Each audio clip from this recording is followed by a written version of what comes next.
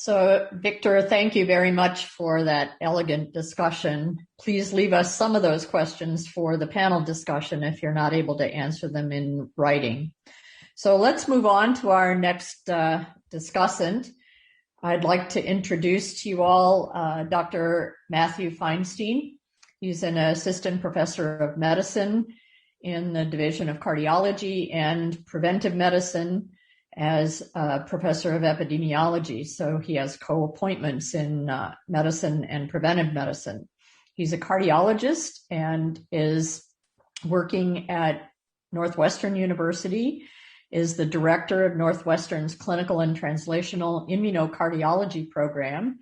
He's a physician scientist with expertise in immune and inflammatory triggers of cardiovascular disease.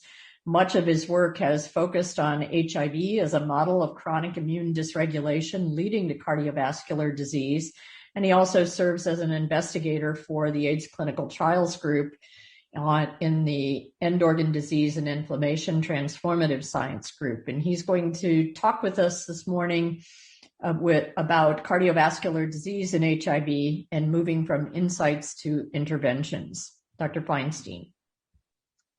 Thanks so much. And thank you all for joining. It's an exciting group to talk to here because I think there's, as we saw, there are people from a number of different disciplines and a number of different training backgrounds, but all clearly focused on taking care of people with HIV. So my goal here is to provide really hopefully a practical 20 to 25 minutes worth of a talk with some questions afterwards. I'll dive into some of the mechanisms a little bit, but I think, I'd like you to all have practical takeaways here too.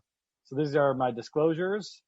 And yeah, the goal here is really to talk about first kind of clinical presentations and mechanisms of cardiovascular diseases among people with HIV, but then also to give you a chance to outline sort of pragmatic approaches to preventing and treating cardiovascular diseases. So really, I'll start with the epidemiology, just kind of high level overview, what's there. And then afterwards, dive a little more deeply into why are we seeing these different disease processes among people with HIV a little more often than among people without HIV. And then most importantly, I think, how can we prevent and treat cardiovascular diseases, and try to get a little bit granular on that. But first, I want to start with cases. These are all real cases. And I think, so I work at Northwestern. I'm a general cardiologist there. I do have a clinic where I see a large number of people with HIV, but this was just while rotating on a general cardiology inpatient service at a hospital that has some HIV, but I wouldn't say has an overwhelming amount of HIV. I had 3 different cases in the same 3 to 4 day period, all of different kind of unique presentations of cardiovascular disease among people with HIV that sort of reflect the varying pathophysiologies through which people with HIV can present with cardiovascular diseases. So the first one I'd say really represents kind of the role of thrombosis or clotting in cardiovascular diseases. And this was a 35-year-old with a relatively recent diagnosis of HIV, had been on ART pretty consistently since diagnosis, and really even not too long after initial exposure.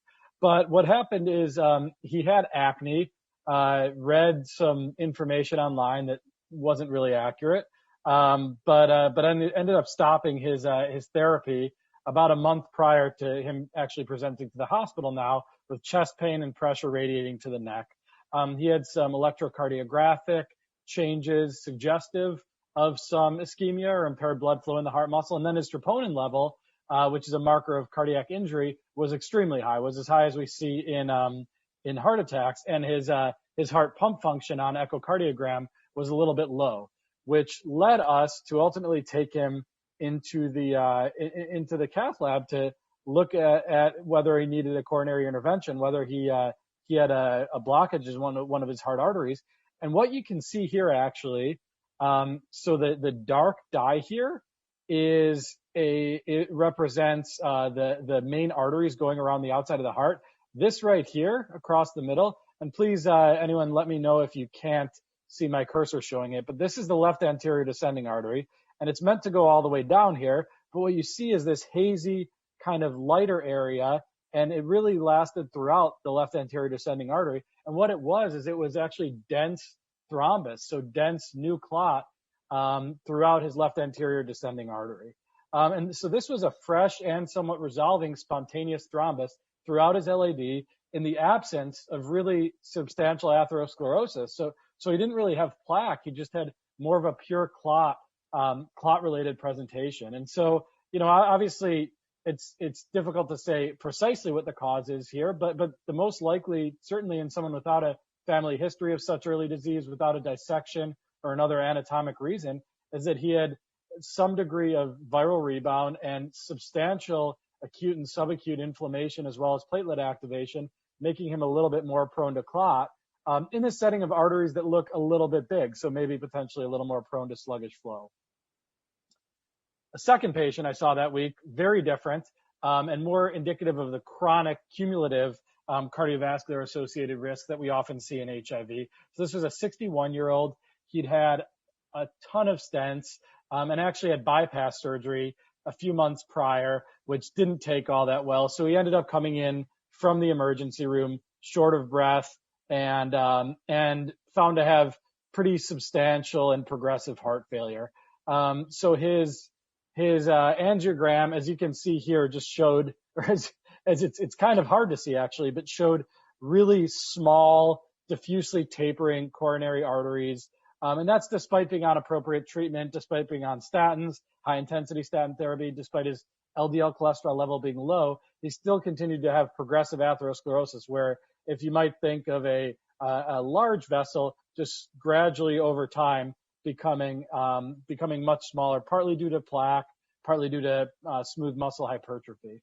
And then a third patient, different story, also with substantial multivessel coronary disease, but he's had some issues with substance use really for decades, and came in after cocaine use with chest pain, had kind of a borderline heart attack, I would say, accelerating angina. And so he ended up having a very eccentric plaque, whereas you see in this artery, it's dark, it's dark, it's dark, and then there's an area where there's no dark, no dark dye going through, and then afterwards there is. What that is that was about a 99% blockage in his artery.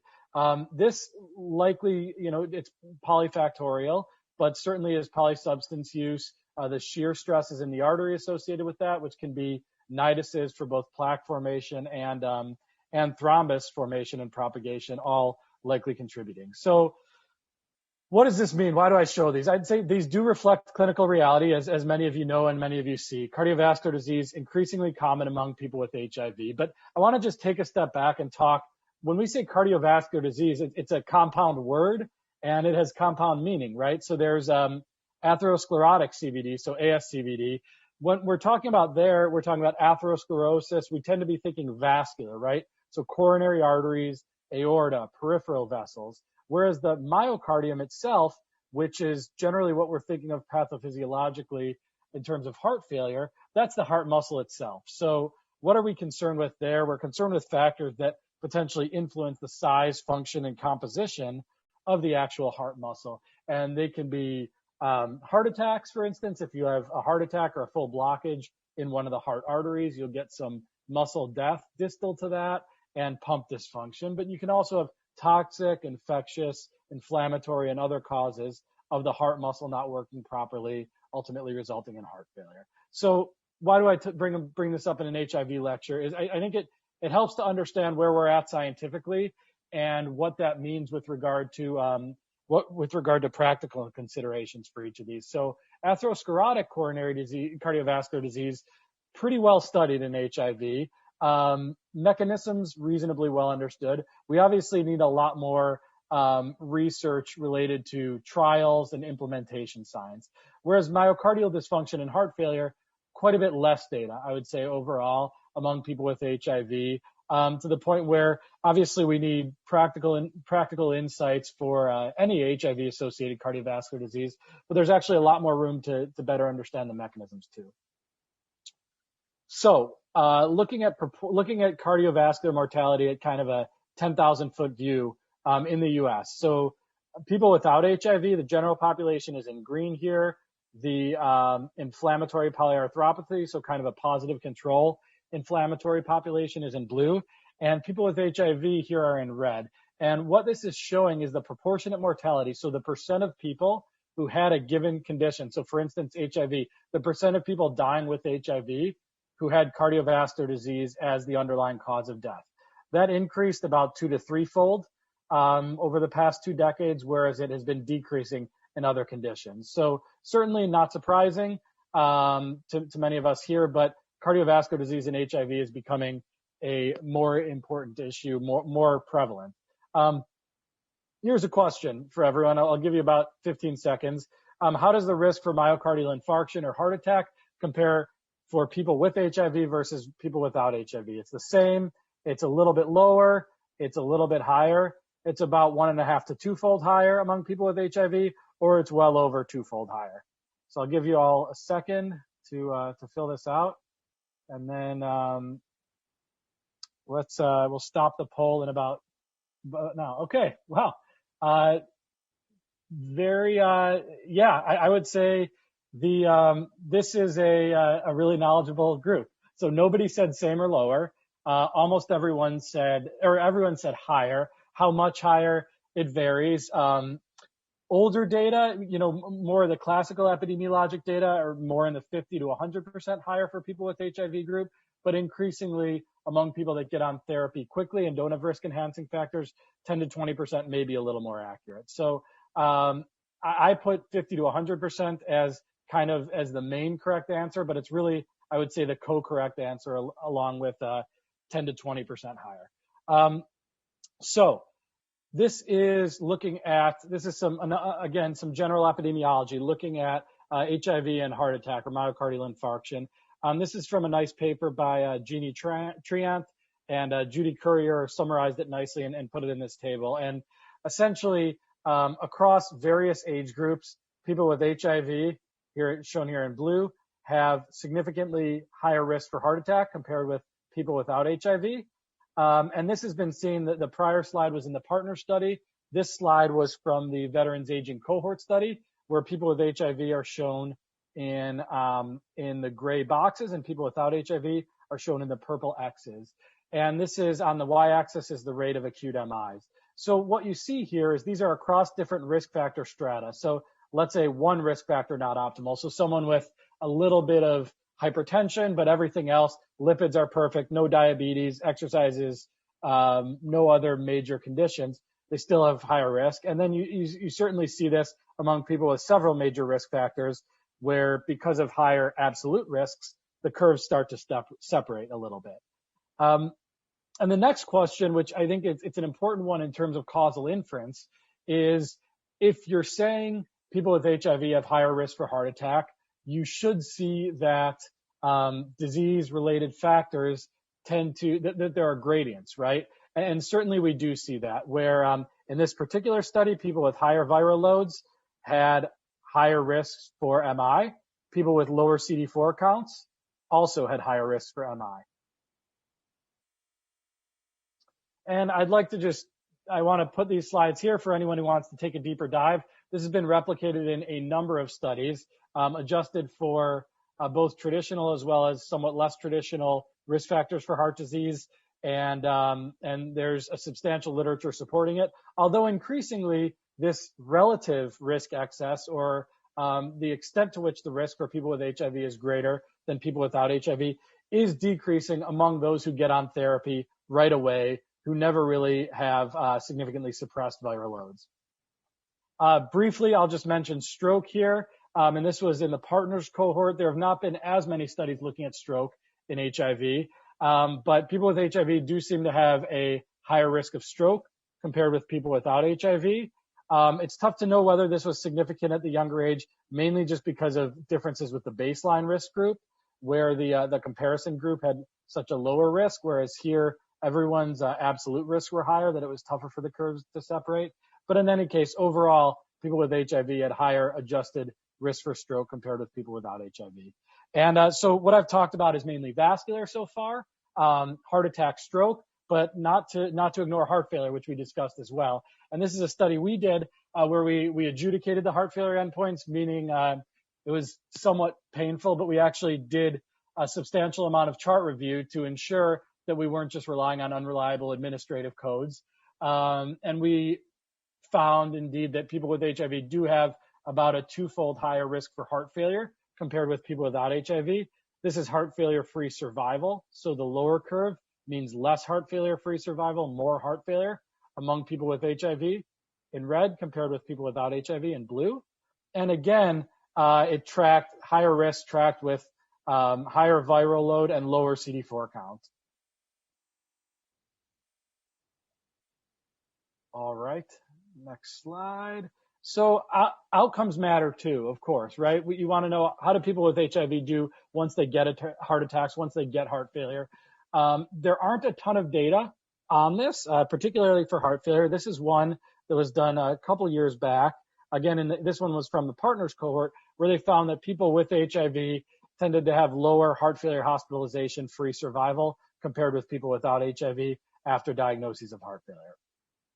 So I'm going to take a brief mechanistic detour here for a couple of minutes, just because I think, it's of course important to know the whys or have a sense of the whys in thinking about how do we, and thinking about the how do we treat this. So this is a wonderful figure from a review that Priscilla Hsu did of HIV immune dysregulation in cardiovascular disease. So long story short, in HIV, with some degree of immune deficiency, oftentimes viral reactivation, for CMV, for instance, but also co-infections being common, you get chronic activation of innate and adaptive immunity and some degree of immune biasing, such that you might have less biasing away from regulatory immunity and perhaps towards a more net pro-inflammatory form of immunity. And with this chronic inflammation, along with other traditional cardiovascular risk factors, this can all lead to dyslipidemia, thrombus, endothelial dysfunction, and ultimately, of course, cardiovascular events, which is the purpose of this whole talk today. So just to highlight a few of these areas, these are some other studies that may be worth looking into for those who have time and interest. Again, not worth me going into too much detail, but there have been a number of studies that shown recently, the lower the CD4 count, the higher the risk for heart attack and heart failure. And we actually even found this among people presenting with acute HIV, CD4 count below 100, the gradients of CD4 count there still matters, where someone presenting with a CD4 count of 20 compared with someone presenting with a CD4 count of 80 had higher levels of inflammation, but also importantly, higher cardiovascular congestion. And this is in the contemporary era. This was in a cohort I collaborated with at the NIH, where there's a large HIV and IRIS cohort. We also know that subclinical cardiovascular disease, subclinical atherosclerosis, tends to be more common among people with HIV.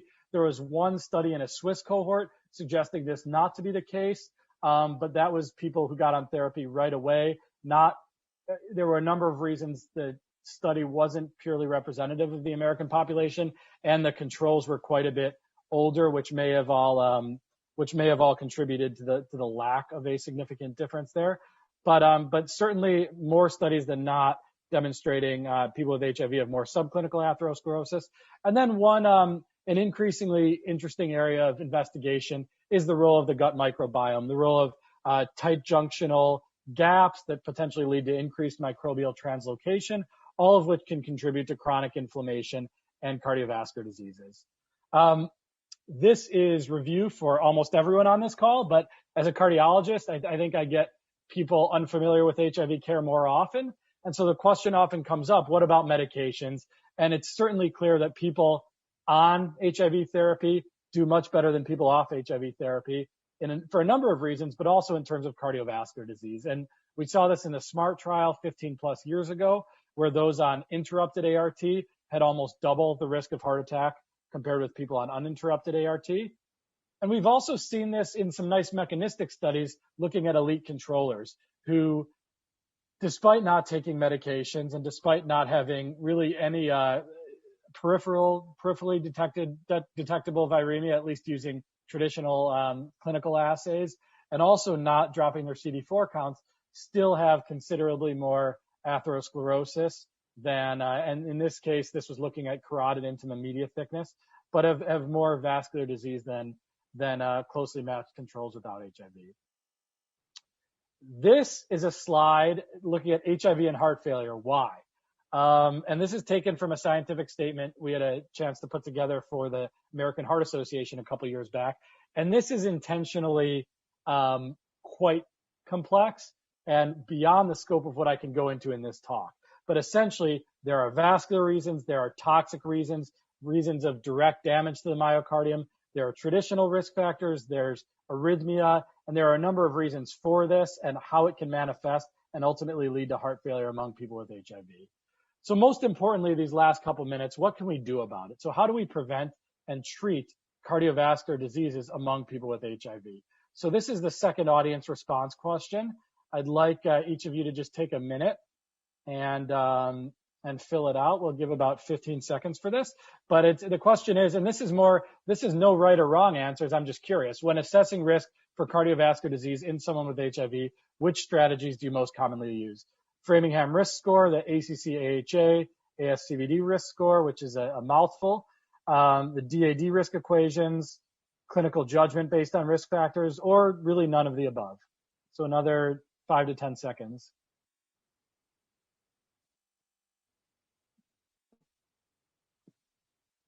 Okay, so most are using the ACC-AHA ASCVD risk estimator despite it being a mouthful. And I would say I do too. The reality is there's a lot of ink that goes towards discussing different risk calculators and risk estimators.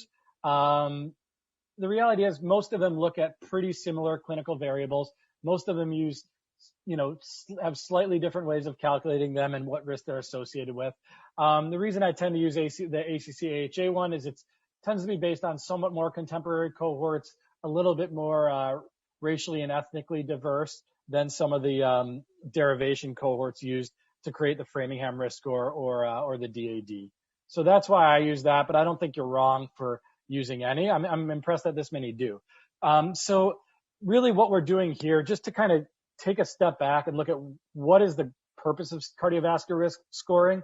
It's not a population strategy, right? You're not shifting the entire health of a population over here. Those are policy interventions, food supply, smoking laws type interventions. This is instead the high risk strategy where you try to identify the people at the higher risk and then you risk stratify so that you can match the intensity of therapy to their risk. And why does this matter? So just thinking about absolute versus relative risk and why it matters. We know statin therapy tends to reduce atherosclerotic cardiovascular risk by about a third in most groups studied. We still don't know in HIV. We'll learn more from Reprieve. But why does this matter? So examples I see in clinic, let's say a 55-year-old who's got very minimal in the way of risk factors may have a 3% risk for cardiovascular disease in the next 10 years. So if a statin reduces this risk by a third, that's maybe reducing the risk to about 2%. So adding a medication gives them maybe a 1 in 100 chance of preventing a heart attack or stroke for which they're destined over the past 10 years. That's not very substantial. Whereas a 55-year-old with a 30% risk of cardiovascular disease in the next 10 years, if a statin reduces the risk to 20%, that means there's a 1 in 10 chance by taking a pill every day that's got a less than 5% risk of significant side effects and far less than 5% risk of really serious side effects. You've got a 1 in 10 chance of preventing cardiovascular disease in the next 10 years. So that tends to be worth it.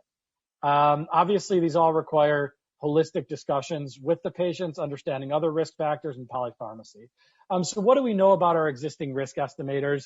Just to make it quick, these lines are where the predicted risk on the x-axis would match the observed risk. This we did in the CNIX cohort, and we saw in general, but particularly among Black men and women with HIV, the observed risk was significantly higher than the predicted risk. So these risk estimators substantially underestimate risk. This was also replicated in the partners cohort by Jeannie Triant's group, predicted risk in blue, observed risk in red, clearly observed risk for atherosclerotic cardiovascular diseases exceeding the predicted risk. So finally, what do we do about this? What do we know about statins and HIV?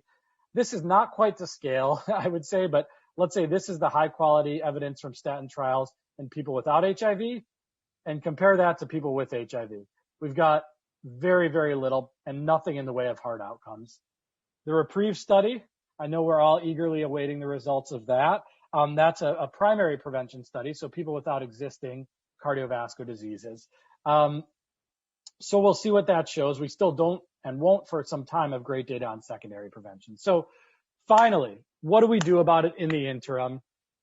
This is from our AHA scientific statement. Again, it's intentionally busy, right? It's a slide worth looking at a separate time. I don't have the time to go through this in detail, but the key is here, right? Looking at people with HIV, if they don't obviously have another reason to be on a cholesterol lowering medication or something to reduce their risk, thinking about, do they have any of these risk enhancing factors? Low CD4 count, treatment failure, hep C co-infection, prolonged viremic history. If so, they probably are in that 1 to 2-fold greater risk for ASCVD. So their risk may really be a multiplier of that, a 1.5 to 2-fold multiplier of that risk that we calculate. Slide here, what do we know about aspirin? Not much, may not be as effective in HIV. I don't have a substantially different approach. And then in heart failure, we have very little in the way of, we have some mechanistic knowledge, have very little in the way of practical knowledge. Quite a bit more investigation is needed to figure out how do we practically screen for and treat people with HIV with regard to heart failure. And in the meantime, just maintaining a somewhat higher index of suspicion than in the general population. So in conclusion, we know people with HIV have elevated risks for various forms of cardiovascular disease. A lot of this seems to be driven by immune activation and inflammation, and we need high indices of suspicion to properly recognize and treat this. But we also need quite a bit more in the way of practical studies helping us determine how do we best ensure that the rubber meets the road here and we're getting the right therapies at the right times to prevent and treat heart disease in people with HIV. So that's the end of the talk. I'd be happy to take questions. Feel free to get in touch with me at my email here, my Twitter here, and I will stop sharing, I think, so that we can chat. Great. Thank you very much for that very elegant tour de force across all there is to know about cardiovascular disease and HIV. We have a couple of questions that will help us get started. And the first one is the risk for MI if you have a low CD4 cell count. Is this referring to your current CD4 T cell count or maybe a previous T cell nadir? It's a great question. The short answer is both. And that's based on, part of that's just based on convenience, because the various epidemiologic studies, some have had really good time updated viremia and CD4 measures, some have not. And really, any way you slice it, there is an association where the lower the CD4 count gets, the higher the MI risk. And to the point where there's not necessarily a clear drop off. It's not like at 200 there's a clear drop off and a clear difference. At 500 there's a clear difference. There's a fairly, there's a fairly consistent association of lower CD4 count with higher risk for MI, whether that's historical or current. And I think the pathophysiology makes sense of that sort of representing some degree of immune biasing away from perhaps a more regulatory, anti-inflammatory immunomodulating immunity and towards maybe a more pro-inflammatory form of immunity. Great. Thank you. So I know you had to pack a lot of information into your discussion. What do you know about sex differences among those with HIV in terms of MI, strokes, other cardiovascular disease outcomes? That's a great question. I saw that question's from Susan Cohen. I should have known you'd be asking that. So it's a good question, Susan. I think there certainly for heart failure, there may be a somewhat elevated risk. And I know we've talked about that with Markella Zani too. She does some work in that area. the question is, I think for a lot of these epidemiologic comparisons where you compare people with HIV to those without HIV, so much of it comes down to what the control group is, and how their calculated risks or observed risks potentially affect our perceived risks among the people with HIV. And the reason I say that is at most ages, women have lower risks in the general population of MI and heart failure than men, although menopause changes things quite a bit. And I think we've, as cardiologists, have done a terrible job of actually adequately addressing and diagnosing a heart disease among women. So they may also just be more likely to be underdiagnosed. But the reason I say that is some data certainly suggests that women have higher risk. Women with HIV have higher risk for heart failure than you would expect. Potentially higher risk for MI. How much of that is HIV related versus kind of in conjunction with the risk being low in the control group? I don't know. But obviously my rambling answer gives you the sense that there needs to be a lot more study there. I think that's a good conclusion. What do you think of fish oil to reduce inflammation? I don't know. Certainly you're not in a, there have been a number of, some of the older fish oils, certainly the generic fish oils. There have been a huge number of null studies in terms of looking at cardiovascular outcomes. It does increase HDL somewhat, which may or may not be a good thing.